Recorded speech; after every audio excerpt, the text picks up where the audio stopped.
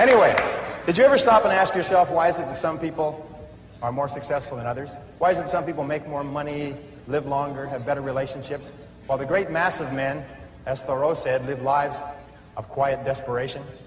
When I was 15, I set out on a lifelong journey to find the answer to that question. Why are some people more successful than others? You see, when I was growing up, my family never seemed to have enough money. My parents grew up during the Depression, and I heard the same things over and over again throughout my childhood. We can't afford it. We can't afford it. We can't afford it. I don't know if you heard that when you were growing up. It seemed to be the national anthem. I was not a great student. I passed out of high school when I was 18. I say passed out because, rather than graduated, because that's what happened. I passed out in the half of the class that made the top half possible. The person in front of me, and there's a lot of people out here in the same half. The person in front of me on the stage and the person in back of me received diplomas, and I got a leaving certificate. When you open it up, it says, goodbye. And that's what they meant, goodbye, don't ever come back. Anyway, since then I've traveled and worked in more than 80 countries on 6 continents. I've sailed on all the great oceans. I've been around the world 2 or 3 times. I became fluent in French, German, and Spanish, as well as learning to get along in several other languages. When you need to eat, you learn. Anyway, I started off as poor as I could be, searching for the secrets of success. And over the years, I've read and studied for over 30,000 hours in business, economics, psychology, philosophy, religion, metaphysics, and history to find the secrets of success. And I'm happy to say that I eventually found the answers I was looking for. Today, I live in a $1 million house on a golf course in Southern California, and I have business interests in 9 countries. Today, I know and I've proven that success in any field, including this field, is as predictable as the sun rising in the east and setting in the west. And my purpose in speaking with you today is to share with you some of the most important things I've ever learned. However, as Aristotle once said, you can't teach a person something that they don't already know. You're already high achievers and great successes in your careers. You're already the cream of your profession. So many of you already know what we're going to talk about, and the rest of you will recognize these principles as soon as you hear them. About 5 years ago, I met a wise and wealthy man who had spent his entire life studying success. And he'd reached a clear conclusion concerning the reason for success in life and especially in business. He's dead now, but I'll never forget what he told me, because I immediately recognized that he put the finger on my reason for success and yours, as we'll talk about in a minute. He said the key to success was to set a goal and then to stay with it until you achieve success in at least one important thing. He said that your subconscious mind will then accept that success experience and store it as a pattern, like a template. And then from then on, your subconscious will drive you and direct you and guide you to repeat the pattern of success in other things that you attempt. Another way of saying it is that nothing succeeds like success. Psychologists have demonstrated that achievement brings you a natural high. Once you've experienced your first great success, then not only are you unconsciously programmed to repeat it, but nothing else will ever give you the same wonderful sense of satisfaction. All high achievers know that. Anyway, I learned the truth of this idea many years ago when I first started traveling. I spent 8 years traveling around the world. And in many ways, a trip or a journey is a metaphor for life. My first big trip was that, and much, much more. It had such an enormous impact on me that I've never really gotten over it. My whole life has been different as a result of what I call the Sahara crossing. Let me tell you about it. When I was 18, 3 friends and I decided we'd go off and see the world. We were well out of high school, and we were laboring in sawmills on the West Coast. This is in 1963, and a lot of our friends were heading for Europe to travel around with backpacks. So we decided to do something different. Nobody else was going to Africa, so we decided we'd go to Africa. Of course, it never occurred to us to ask why it was that no one else was going to Africa.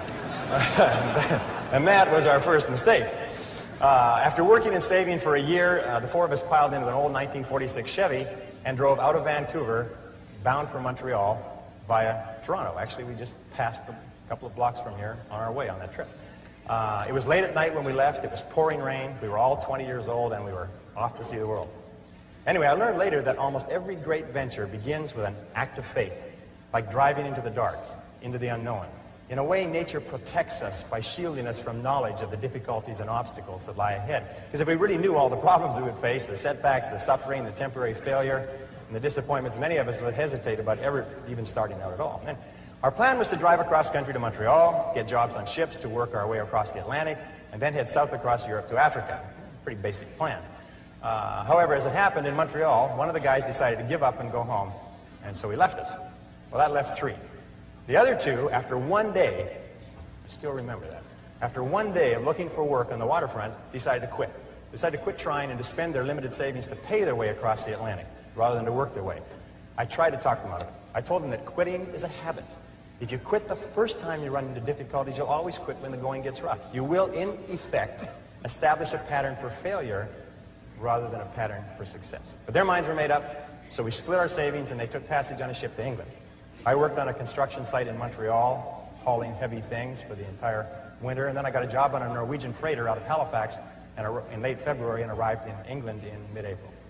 As I had predicted, my friends had quit and stayed in England working at odd jobs. However, we soon made up, good buddies again, and once more we headed for Africa. At this time, all we had was an 8.5 by 11-inch page about this size that had Europe and Africa all on the same map, on the same page. And it seemed to be a very simple thing to go from London, which was up here, to Johannesburg, which was down here. And it's just one page. And I mean, we sort of drew a straight line, and we thought, you know, well, oh yes, there was a little orange part right across sort of a band right through the middle there called the Sahara Desert. But we thought, well, we'd just whip over that and get down to the green part on the map. There's no problem. I'm without a word of a lie, this is true. We didn't stop to think that the total distance was about 8,000 miles. See, we were big picture people. We didn't let ourselves get bogged down with details. We were young and we hadn't learned that it's the details that get you every single time. So we took a train down to London. There we bought bicycles. See, we'd never heard of anyone riding from London to Johannesburg on bicycles, so we decided that we would do it first and become famous. That was another mistake. We soon learned that when you ride bicycles across France in the springtime, you find that the hills are all uphill and the wind is always in your face. So likewise, I found that when you embark on any new venture, you often find the same thing. Everything seems to go wrong, usually at the worst possible time and in the worst possible and most expensive way, like starting a new business or a new career. Anyway, after 2 weeks of grinding along on bicycles, uphill the whole way, which seems like a geographical impossibility, but it's true, we said, the heck with this. We loaded the bikes on a train and we rode across France and Spain to Gibraltar. There we sold the bicycles and bought a Land Rover with our last dollar. We had definitely learned why no one had ever crossed Africa on bicycles. It was darn near impossible to cross France on bicycles. Europe on bicycles. Anyway, so now we had a little problem. We were out of money. We'd exhausted our meager finances buying the Land Rover, and we didn't have enough money for fuel and equipment. So we all sat down. We considered ourselves great writers at that time. We all sat down and wrote letters to everybody that we knew, pleading for money, telling them how desperate our situation was. Sitting here looking across the Straits of Gibraltar to Africa. All we needed was just a little bit of money to get us over there. Anyway, eventually we got a little bit of money here, and a little bit of money there, and then we got one big score. I'll never forget this. An uncle of Jeff's that he'd only seen once in his life sent us 100 pounds. 100 pounds at that time was $300, worth more than $1,000 today. And we were ecstatic. We were saved. So this is another lesson. Nobody ever makes it on their own.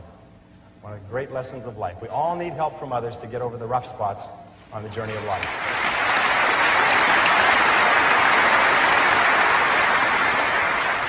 Well, with the additional money, we loaded up with food and supplies. We took the ferry over to Tangiers in Morocco, and then we headed out of Tangiers toward the Atlas Mountains and the Sahara, full of excitement, singing as we drove down the road. 20 miles out, the radiator blew up. The Land Rover had never been driven on the open road. It had spent its whole working life tooling around the narrow streets of Gibraltar, and once on the open road, it began to fall apart. The radiator was just the beginning. Over the next 10 days, the steering rods bent and threw the front wheels out of alignment, so the tires blew one by one. We had trouble with the carburetor and the ignition system. We were so poorly equipped, if you can believe it, we didn't even have a jack or a lug wrench. When we got a flat tire, and we got lots of flat tires, we had to sit by the side of the road patiently, sometimes for hours, until somebody came along with the proper tools to help us change the tire. But we pressed on anyway. As we drove deeper into Morocco and over the Atlas Mountains and onto the Sahara Escarpment, we entered into a world that had changed very little in 1,000 years. There were long, long stretches of barren country roads and an occasional oasis surrounded by primitive farms, which was irrigated from wells and underground rivers. And that began an experience that I still remember quite clearly, and I think you'll be able to relate to this. By this time, I was speaking French fairly well. We could converse with the natives in the occasional small towns that we passed through. And in one town, early in our slow, halting trek across Morocco, someone asked us where we were headed. And we told them that we were going across the Sahara and into Africa. And he said, "Oh no," he said, "you can't do that." He said, "You'll die in the desert."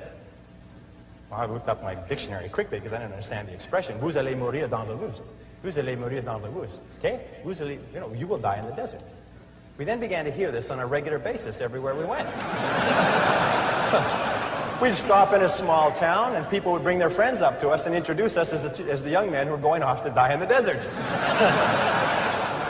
Well, they seemed quite cheerful about it, but after a while, we found it kind of irritating. I mean, and by the way, these were not your average Arabs. These were Bedouin and Tuareg. These were desert people, members of tribes that lived in the Sahara for 1,000 years. I mean, they were in a position to know what they were talking about. And I learned a valuable lesson from this. I learned then, and for the rest of your life, whenever you try to do something out of the ordinary, people will line up to tell you that you can't do it, why you can't do it, that you'll lose your time, you'll lose your money, that you will, in effect, die in the desert. Even people who should know better will try to discourage you. To achieve anything greater worthwhile, you must train yourself to rise above these people, ignoring them and pressing on towards your goal regardless.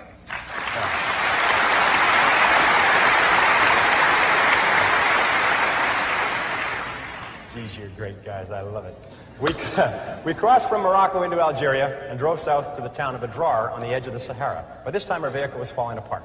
And with the cost of repairs and gasoline and food, we'd almost run out of money again. One of the guys, sick from dysentery, decided to give up. He took his money and his belongings and he hitchhiked to the Mediterranean, 500 miles north and then back to England. That left two of us. We began wondering, what are we doing here? We were two young men, 20 and 21 years of age, thousands of miles from home, sick, tired, and almost broke, with thousands of miles ahead of us. We couldn't even remember why we started out in the first place, except that we had set it as a goal. And we were too dumb to change it. Anyway, but one of the things that kept us going was a book of poetry by Robert W. Service. Robert W. Service had driven an ambulance in World War I, and he'd written poetry to cheer up the soldiers in the trenches on the Western Front. And there was one poem that we read over and over. It always gave us a boost in the determination to go forward. It was called Carry On. And it started like this. It said, "It's easy to fight when everything's right, when you're mad with the thrill and the glory. It's easy to cheer when victory is near and wallow in fields that are gory. It's a different song when everything's wrong, when you're feeling infernally mortal, when it's 10 against 1 and hope there is none. Buck up, little soldier, and chortle. Carry on, there isn't much punch in your blow. You're glaring and staring and hitting out blinds, you're muddy and bloody, but never you mind. Carry on, you haven't the ghost of a show. It's looking like death, but while you've a breath, carry on, my son, carry on." Well, by this time we were in the Sahara, the largest desert on Earth.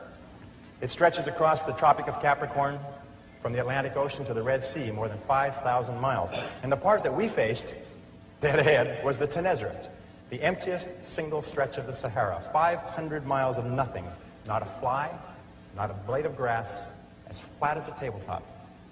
500 miles. The enormity of what we had embarked on finally began to sink in. We learned that more than 1,300 people had perished in the Tenerife in the last 20 years. 42 vehicles had broken down in the desert, and many of their drivers were never seen again alive.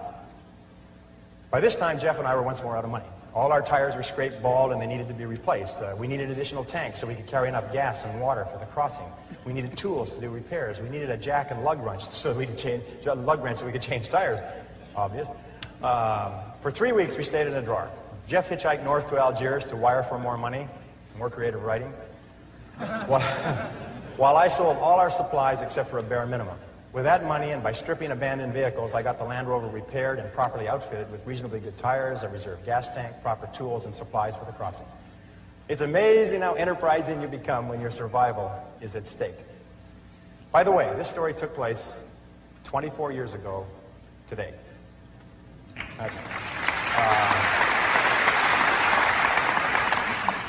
The Sahara Desert in June is hot. How hot is it? It's very hot. It's damn hot. At midday, it reaches 140 degrees Fahrenheit. An exposed man can die of dehydration in less than 20 minutes. When the French ran Algeria, they required travelers to carry 5 gallons of water per person per day for the crossing. That's how much you drank.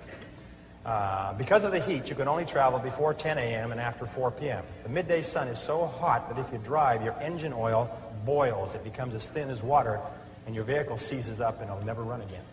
6 weeks after crossing from Gibraltar, we were ready.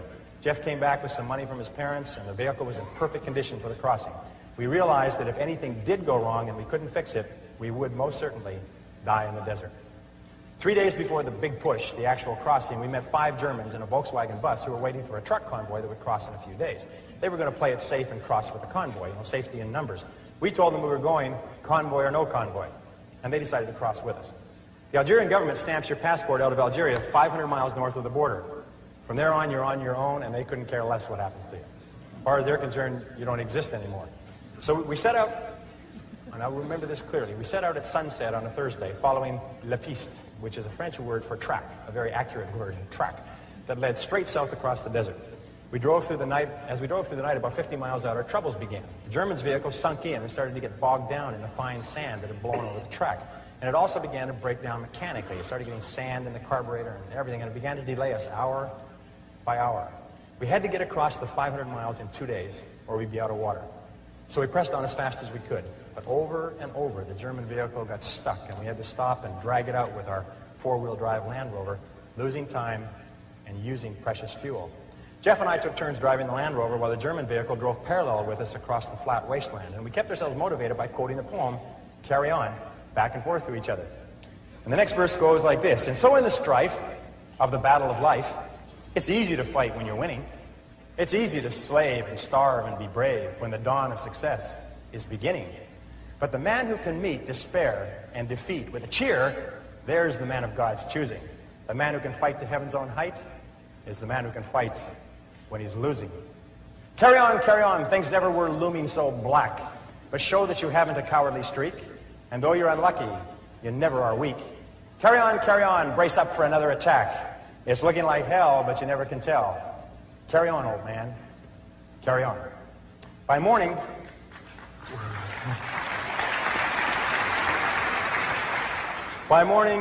we had only made 150 miles, and we were all exhausted and a bit tense. There was an abandoned army fort in the middle of the desert, and we had hoped to shelter there from the midday sun in one of the empty buildings, and now it was too late. The sun had begun its implacable climb up the eastern sky. Still, we hurried on. So fortunately, you couldn't get lost crossing the Sahara in the daytime. The track across the desert is marked by black 55-gallon oil drums located every 5 kilometers, which is exactly the curve of the Earth's surface. You can always, as you drive, you can always see 2 oil barrels, the one you just passed and the one you're heading for. So all you have to do to cross the biggest desert on Earth is to take it 1 oil barrel at a time. Of course, traveling at night, if you wander from La Piste, if you wander from the track, you can get lost in the desert and drive until you run out of gas. And many people have died that way. As we would approach each oil barrel, it was really neat. As we approach each oil barrel, we come to this oil barrel, we just come parallel with it. The next oil barrel would just pop up on the horizon. And as we would pass this oil barrel, the one behind us would fall off the horizon, as though it had been shot in a shooting gallery. Really neat. So in the years since then, I found that you can achieve almost any goal you set for yourself if you simply take it 1 oil barrel, 1 step at a time.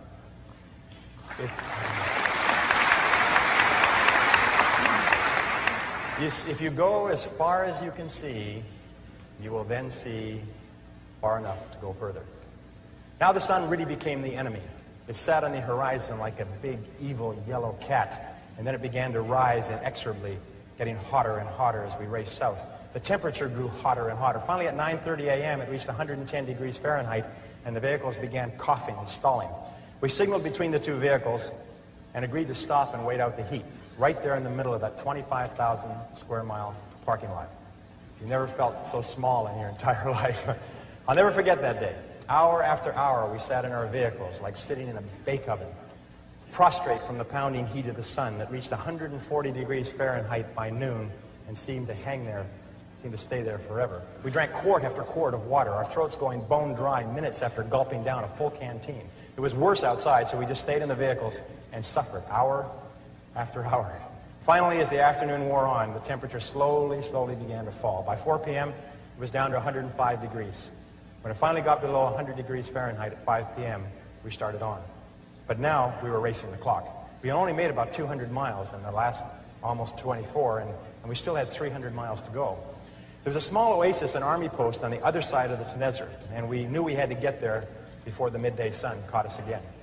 We hadn't slept since Thursday morning. It was now Friday evening. We pushed on over the desert, but the Germans' vehicle kept breaking down. All night, exhausted, we worked to get the Volkswagen bus with the Germans across to the other side. We were both desperate and scared. We knew that we could not last another day. Our water was almost gone. When the sun rose slowly on Saturday morning, we were still struggling with the Germans' vehicle. Finally, at 9 a.m., with 20 miles to go, their vehicle broke down for the last time. We quickly abandoned it. We loaded the 5 Germans in the back of the Land Rover and headed for the fort and the oasis. An oasis, by the way, is a place where there's one well with a bucket. That's an oasis. It was further than we thought, but we made it just before the heat forced us to stop. We were all aware of how close we had come to actually dying in the desert. Those Arabs knew what they were talking about. So we sat out the heat that day in a native hut near the fort, and then we went back that evening and towed the Volkswagen bus into the army post. We had done it. We were over the Sahara. We hadn't slept for...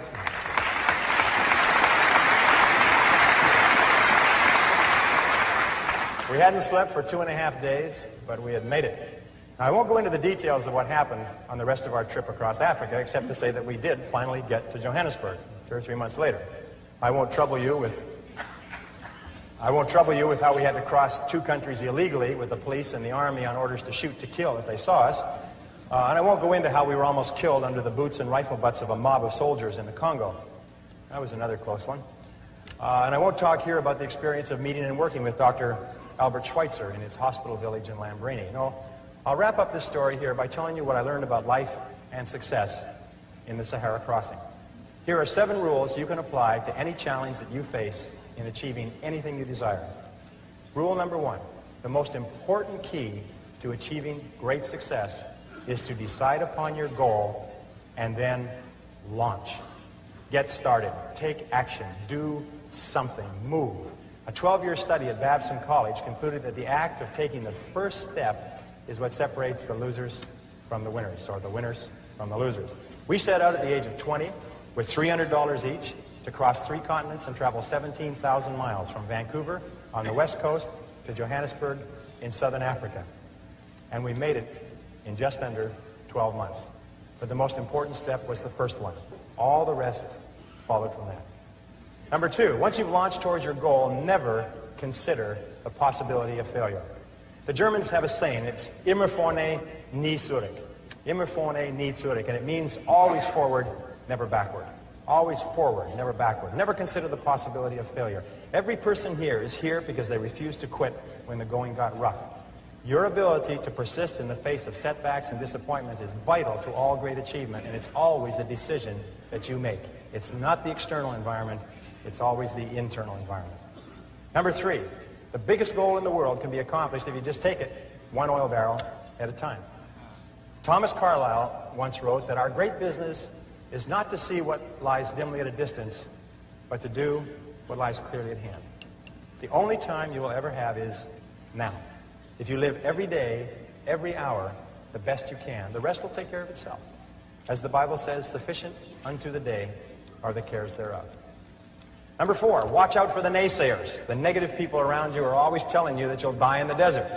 Get around positive people. Get around winners like people in this room. Fly with the eagles and refuse to listen to objections and reasons why you can't succeed. Someone once said that if every possible objection must first be overcome, nothing will ever get done. And truer words were never spoken. Number 5, welcome obstacles and difficulties as valuable and inevitable steps on the ladder of success. Remember that difficulties come not to obstruct, but to instruct. Difficulties come not to obstruct, but to instruct. Our trip to Africa was one problem after another. We ran out of money over and over. We strained every muscle of our bodies trying to ride bicycles across France and Spain. Our Land Rover broke down again and again. We suffered from dysentery and heat stroke and exhaustion. But when it was time, we were ready for the Sahara crossing.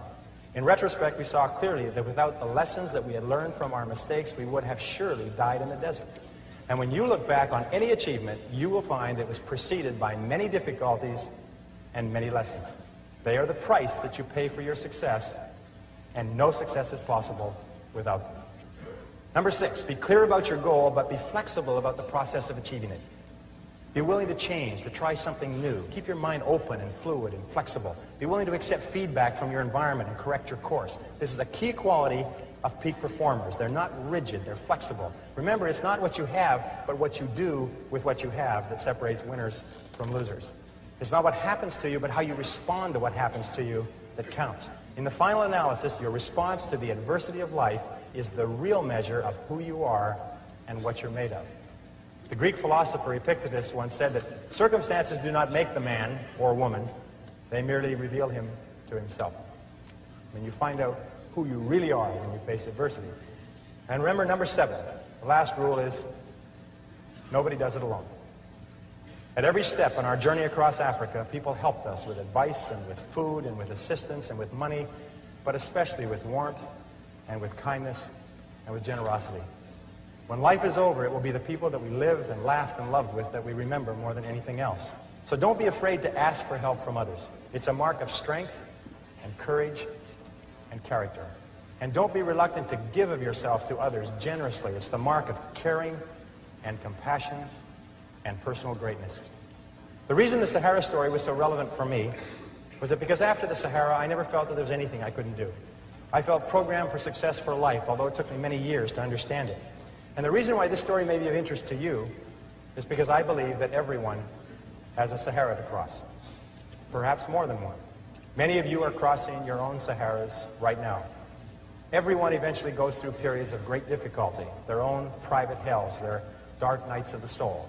But it is by facing whatever life gives us with courage and determination that we grow more surely toward the stars. Let me leave you with the last verse of Carry On. There are some who drift out in the deserts of doubt, and some who in negativity wallow. There are others I know who in piety go because of a heaven to follow.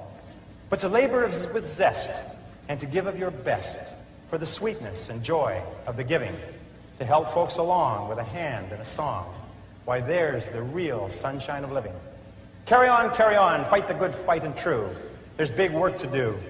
Believe in your mission, greet life with a cheer. There's big work to do, and that's why you're here. Carry on, let the world be the better for you. So at last when you die, let this be your cry. Carry on, my soul, carry on. Ladies and gentlemen,